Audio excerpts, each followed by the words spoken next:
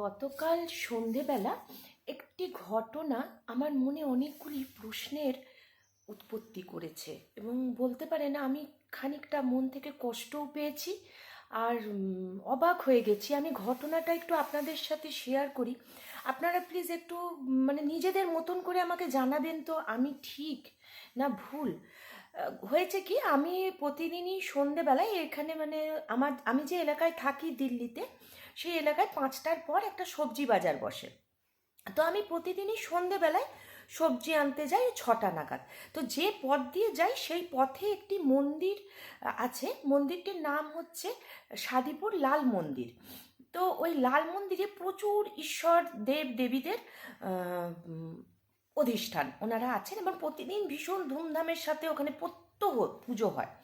আর ঠিক মন্দিরের বাইরে একজন বৃদ্ধাকে আমি আর 4 মাস যাবৎ প্রতিদিনই ওখানে বসে থাকতে দেখি এবং যারা পূজা করতে যায় কেউ কোনো জিনিস তাকে দেয়, সেইভাবেই তার হয়তো চলে। আমি জানি না ঠিক, আমিও মাঝে মধ্যে ওনার সাথে একটু আধটু আদান প্রদান করেছি। তো আমরা সকলেই যেটা করে থাকি। তো কালকে দেখছি যখন বাজার আনতে যাচ্ছি, একজন মানে অনেকটা বড় একটা গাড়ি দাঁড়িয়ে রয়েছে, এর 4 চাকা, টাটা সুমো টাইপের হবে। তো আমি কি পাশ কাটাতে পারছি না, তো পেছনটায় আমি দাঁড়িয়ে রয়েছি। তখন দেখছি একজন ভদ্রলোক, একজন ভদ্র মহিলা এবং তার 2টি সন্তান, তারাও বেশ বড় বড়, অনেক শাল, বেশ পশমিনা শাল, মানে দামি শাল নামাচ্ছেন। ওই র্যাপারগুলো তো ট্রান্সপারেন্ট হয়, আমি বুঝতে পারলাম বেশ মানে কস্টলি জিনিস নামাচ্ছেন। নামাতেই মন্দির থেকে বেরিয়ে এলেন পুরোহিত মশাই, ওনাদের ডাকলেন। আমি না তো গাড়িটার জন্য তখনও পেছনে দাঁড়িয়েছি এবং আমি একটু আগ্রহের সাথে মন্দিরের ভেতরে ঢুকলামও।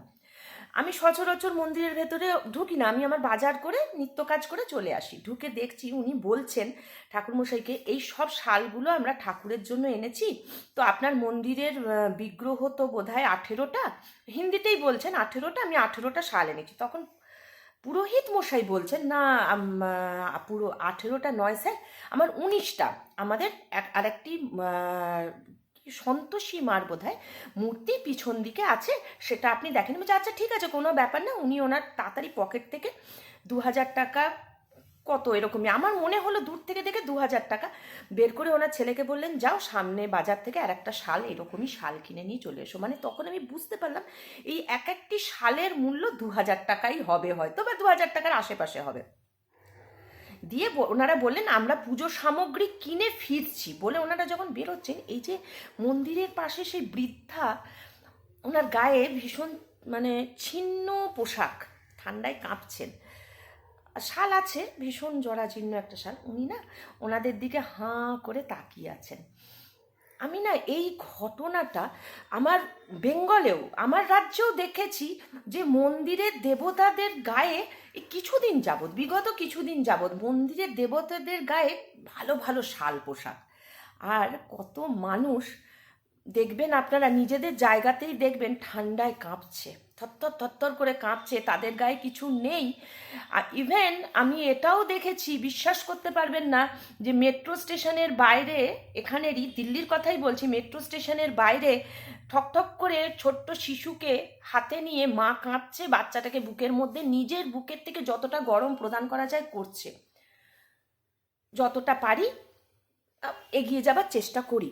কিন্তু আমি মনে করি যে এটা কি খুব যুক্তিযুক্ত, যে দেবতাতে আমারও বিশ্বাস আছে, দেবতা সকলের কাছেই উনি, আপনারা বলবেন যে অনেকেই বলবে উনি দেবতা সব দিচ্ছে, তাহলে ওনাকে আমরা কেন অর্পণ করবো না, ওটা নিজের নিজের ভাব দিন, কিন্তু অ্যাটলিস্ট একটু এই জ্যান্ত দেবতাগুলোর কথা ভাবুন, যে কত প্রাণ, কত মানুষ অনাহারে হাহাকারে এই জগতের সাথে লড়তে লড়তে, কেউ ইচ্ছাকৃত ভিখারি হয় না বন্ধুরা, কেউ হয় না, কারোর ভালো লাগে না হাত পাততে, কিন্তু আজকে যে সিচুয়েশন, তাতে মানুষ মানে সারভাইভ করা ভীষণ সমস্যাকর, ভীষণ সমস্যা, মানুষ পারছে না। তাই আমরা প্রত্যেকের যদি হাত না ধরি, আমরা যদি অহেতুক অন্যভাবে নিজেদের উপার্জনটাকে ব্যয় করে দিই, একটু যুক্তি দিয়ে না ভাবি, জ্যান্ত দেবতাদেরকে, আমার মনে হয় সময় এসেছে